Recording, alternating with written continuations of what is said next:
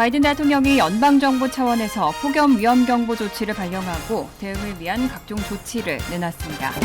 이어지는 폭염에 사람들이 실내에 머물고 에어컨을 틀면서 다시 코로나19 바이러스 확진자가 급증하고 있습니다. 최근 미 전역에서 진드기로 인해 발생하는 육류 알레르기 환자가 급증하고 있습니다. 물가 상승률이 상당히 잡혀가는 모습입니다. 6월 개인소비지출 가격지수가 전년 동월 대비 3% 인상을 기록하면서 2년 만에 최소를 기록했습니다. 인천공항에서 안면인식 스마트 패스 서비스가 정식으로 도입됐습니다. 이상은 이 시각 주요 뉴스입니다. 시청자 여러분 안녕하십니까? KBN 뉴스입니다. 미 전역이 폭염으로 끓고 있습니다. 현재 미국 인구의 40%가 열주의보나 폭염 경보의 영향권에 있는 것으로 추산되는데요. 바이든 대통령은 연방정부 차원에서 폭염 위험경보 조치를 발령하고 대응을 위한 각종 조치를 내놨습니다. 바이든 대통령은 어제 백악관에서 진행된 대국민 연설에서 우리가 기후위기 한가운데 있다는 사실을 부정하는 사람들조차도 극심한 더위가 미국인들에게 미치는 영향은 부인할 수 없다며 연방정부 차원에서의 폭염 대책을 발표했습니다. 바이든 대통령은 폭염으로 매년 미국에서 600명 이상의 사망자가 발생하고 있다고 언급하고 우선 취약 근로자 보호 조치와 기상 예측 개선을 위한 자금 확보, 그리고 서부 전역의 깨끗한 식수 확보를 위한 보조금 마련 등을 내놨습니다. 바이든 대통령은 특히 노동부의 농장과 건설 현장 등 고온에 노출되는 고위험 작업장에 대한 점검을 강화하도록 지시하고 열 안전 위반에 대한 단속을 강화할 것을 촉구했습니다. 고용주와 노동자에게 폭염으로부터 보호받을 수 있는 방법을 소개하는 위험 경보도 발령하겠다는 방침입니다. 그동안 민주당과 환경단체 사이에서는 바이든 대통령이 기후 비상사태를 선언해야 한다는 압박이 이어져 왔습니다. 기상청에 따르면 현재 미국 인구의 40%가 열주의보 내지 폭염 경보 영향권에 놓여 있는 상태입니다. 이번 달 중순부터 코로나 바이러스가 다시 퍼지고 있습니다. 이어지는 폭염에 사람들이 실내에 머물고 에어컨을 틀면서 바이러스가 빠르게 전파되고 있는 것으로 보입니다. 오동윤 기자가 보도합니다. 월스트리트 저널이 질병통제예방센터 CDC 데이터를 인용해 지난 15일을 기준으로 코로나19로 인한 입원 환자 수가 전주 대비 10.3% 증가했다고 보도했습니다.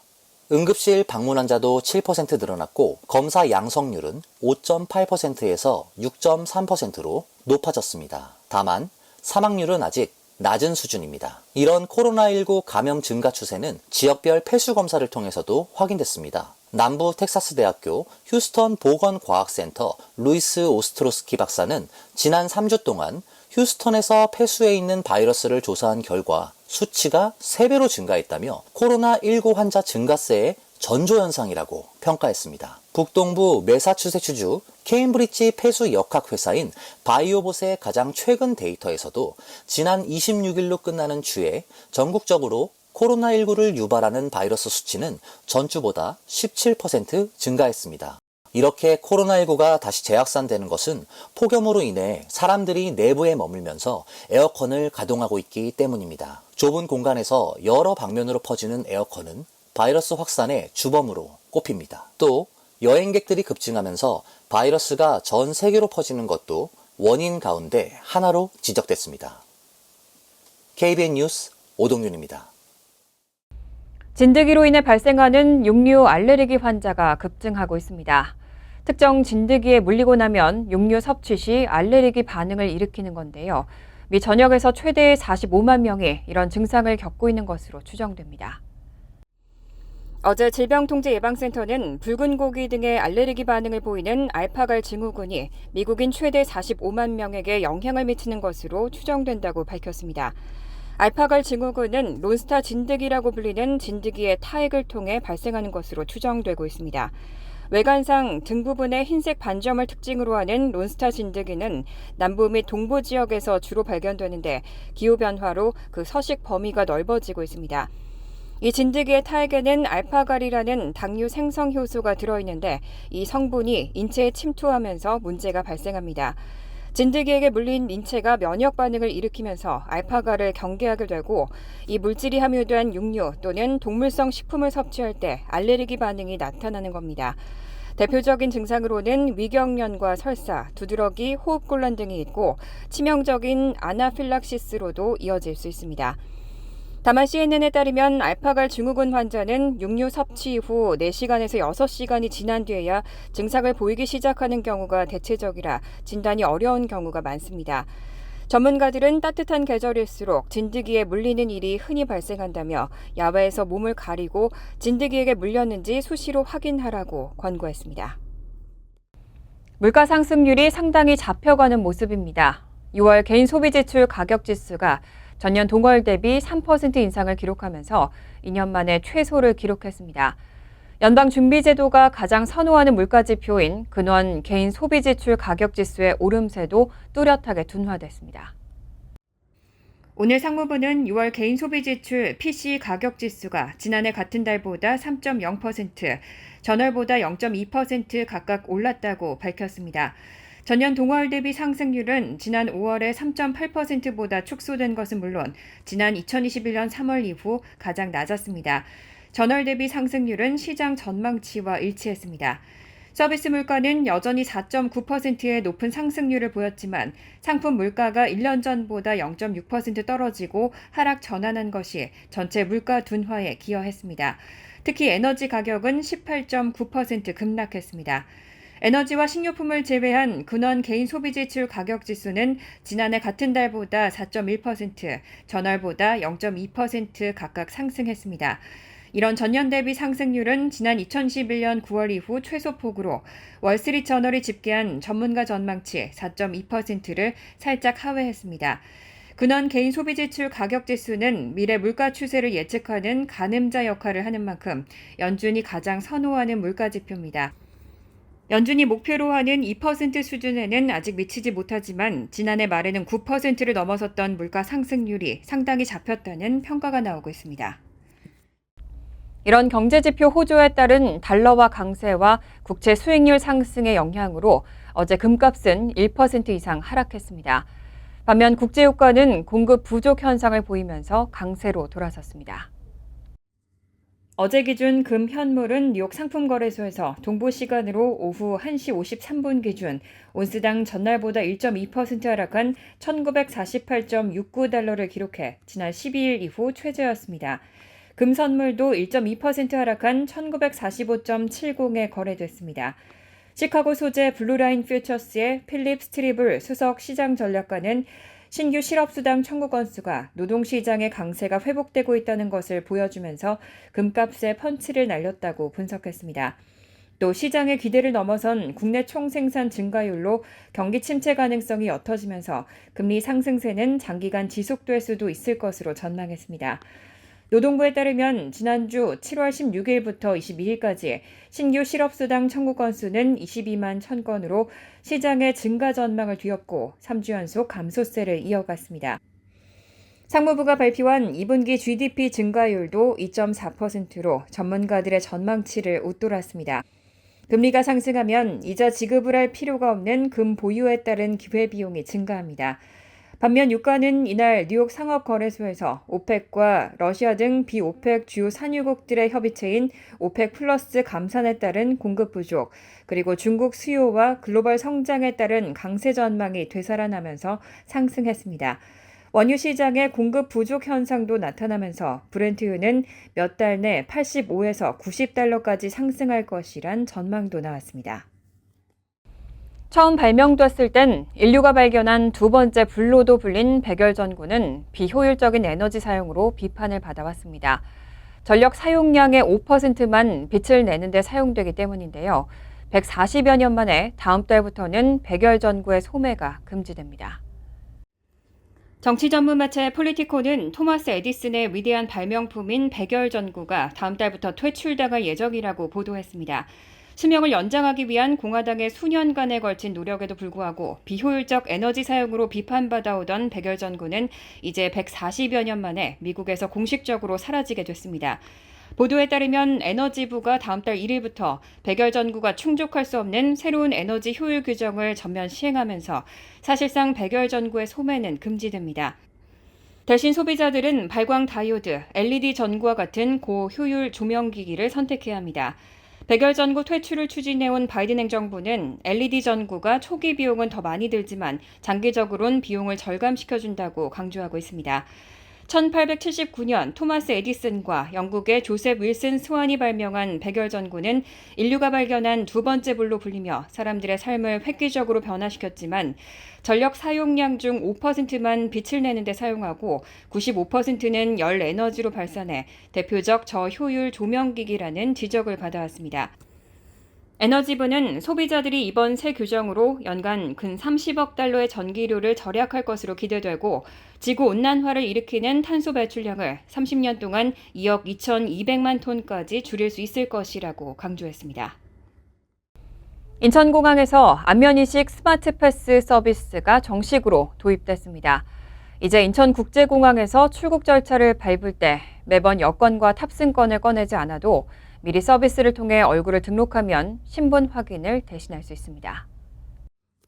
한국국토교통부가 오늘부터 인천공항에서 국내 공항 최초로 안면인식 스마트 패스 서비스를 정식 도입한다고 밝혔습니다. 스마트 패스는 첨단 안면인식 기술을 활용해 보안 검색요원에게 여권이나 탑승권을 보여주지 않고도 본인 확인 절차를 빠르게 거칠 수 있는 서비스입니다. 우선 인천공항 출국장 6곳에 탑승구 16곳에 적용됩니다. 이 서비스를 이용하려면 본인의 얼굴을 인천공항 스마트패스 앱이나 공항 셀프 체크인 키오스크에서 서비스 이용 30분 전까지 등록하면 됩니다. 처음 등록하면 당일부터 5년간 이용할 수 있습니다. 탑승 게이트에서는 현재 스마트패스 사업에 참여하는 항공사 6곳인 대한항공과 아시아나항공, 제주항공과 진에어, TA항공과 델타항공의 승객이 서비스를 이용할 수 있습니다. 법무부 출국심사 때는 지금처럼 여권으로 수속을 밟아야 하기 때문에 꼭 여권과 탑승권은 소지해야 합니다. 스마트패스 서비스는 2025년 4월에는 다른 항공사와 탑승구 등에도 적용해서 사용성을 넓힐 계획입니다. 뉴욕시가 퀸즈 엘리펀트 파크 남단과 칼리지 포인트 등에 망명 신청자를 위한 텐트촌을 조성하고 쉘터로 이용하기로 확정했습니다. 지역 주민들의 거센 반대에도 불구하고 뉴욕시는 시설 설치가 완료되는 즉시 쉘터를 오픈하겠다는 방침입니다. 지난 26일 뉴욕시는 퀸즈 엘리펀트 파크 남단에 위치한 크리드모어 정신병원 주차장에 망명 신청자들을 위한 쉘터를 만들기로 확정했다고 발표했습니다. 에릭 애담스 뉴욕시장은 크리드모어 정신병원 주차장에 1,000명의 남성 망명 신청자를 수용할 쉘터를 만들 것이라며 주정부와 지속적으로 협력하고 망명 신청자들이 정착할 수 있도록 하겠다고 밝혔습니다. 뉴욕시는 냉방시설 등의 설치가 완료되는 즉시 몇 주 내에 쉘터를 오픈할 예정입니다. 하지만 쉘터 건립 소식이 전해진 이달 초부터 한인 등 인근 지역 주민들과 정치인들은 잇따라 반대 의사를 밝혔습니다. 린다이 뉴욕시 의원은 어제 쉘터 건립 부지 인근에서 반대 기자회견을 열고 퀸즈 동부 지역은 교통 상황이 매우 어려운 지역인데 여기에 1,000명을 수용하는 것은 부족한 교통 인프라에 더 많은 스트레스를 가할 것이고 이곳에 머무르게 될 망명 신청자들 역시 각종 서비스 접근이 어려워서 결국은 고립될 것이라고 지적했습니다. 이날 크리드모어 정신병원 인근에는 지역 주민들이 몰려와 반대 시위도 벌어졌습니다. 간추린 소식입니다. 맨하탄 혼잡 통행료 시행을 저지하기 위한 소송이 이어지고 있는 가운데 연방 하원에서도 시행 반대 결의안이 추진됩니다. 뉴욕주 나소 카운티를 지역구로 두고 있는 앤소니 디에스포지토 연방 하원 의원은 지난 25일 맨하탄 혼잡 통행료 시행을 반대하는 결의안을 발의했다고 밝혔습니다. 디에스포지토 의원은 맨하탄 혼잡 통행료 시행은 기록적인 물가 상승률과 지속적으로 증가하는 재산세, 대중교통 요금 인상 등의 어려운 상황을 헤쳐나가야 하는 타 지역 주민들을 무시하는 처사라며 결의안 추진 배경을 설명했습니다. 내년도 봄학기부터 뉴욕주 공립학교의 학생들은 컴퓨터로 표준시험을 보게 됩니다. 뉴욕주 교육국이 지난해 3학년에서 8학년의 영어시험과 5학년, 8학년의 수학과학시험을 컴퓨터 기반 시험으로 전환하기로 한 데 따른 겁니다. 또 2024-2025학년도엔 4, 6학년 학생들도 컴퓨터로 시험을 봐야 하고 2025-2026학년도 봄학기까지는 3, 7학년 학생들도 하이브리드 시험을 치르게 될 예정입니다. 주정부는 학생들과 교사들이 컴퓨터 기반 시험으로의 전환을 준비하는 동안 훈련을 받을 수 있도록 보장할 것이라고 밝혔지만 일부 교사들은 아직 학교는 전환 준비가 안 됐다며 우려의 목소리를 냈습니다. 스타레저 보도에 따르면 2022년 한 해 동안 뉴저지 유료 도로에서 통행료 미납으로 인한 손실이 1억 1,766만 달러로 집계됐습니다. 뉴저지 턴파이크는 미납 통행료가 4,720만 달러, 가든스테이트 파크웨이는 900만 달러로 나타났습니다. 이들 유료 고속도로를 관할하는 뉴저지 턴파이크 교통공사는 최근 5년간 통행료 미납이 계속 증가세라고 밝혔습니다. 뉴욕 뉴저지 항만청의 경우 지난해 통행료 미납으로 인한 손실이 3억 6,580만 달러로 집계됐습니다. 또 아틀란틱3 익스프레스는 188만 달러, 델라웨어 리버 조인트 톨 브릿지는 2천만 달러의 손실이 발생했습니다. 뉴욕시와 롱아일랜드에 전기 및 가스를 공급하는 내셔널 그리드는 최근 국제적으로 친환경 에너지 생산으로의 전환을 추진하는 과정에서 탈탄소의 물결이 이어지고 있는 가운데 석유와 석탄, 액화 천연가스 등 화석 연료 가격이 급등하고 있어 요금 인상이 불가피하다며 가스요금 인상 추진 계획을 밝혔습니다. 요금 인상안에 따르면 뉴욕 시내 공급 지역인 퀸즈와 브루클린, 스태튼 아일랜드 지역은 평균 요금이 17% 인상되고 롱아일랜드 지역은 16%가량 인상됩니다. 뉴욕주 공공서비스위원회는 가스요금 인상안 투표에 앞서 수차례 공청회를 개최해 의견 수렴 과정을 거칠 예정으로 인상안이 투표를 통과할 경우 내년 4월 1일부터 요금 인상이 적용됩니다. 환율과 증권 소식입니다.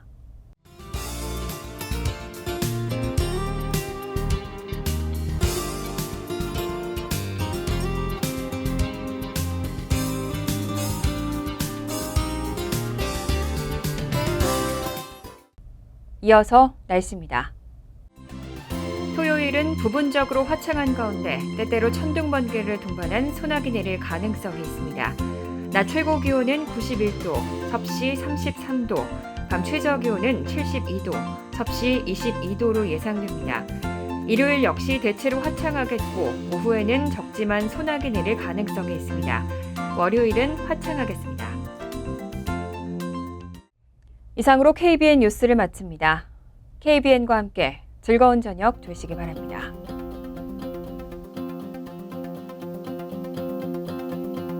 미 동부 최대 한인방송 KBN이 제작하는 KBN 뉴스는 웹사이트 mykbn.com 그리고 유튜브와 페이스북에서 다시 보실 수 있습니다. 좋아요, 구독, 알림 설정은 뉴스 제작에 큰 도움이 됩니다.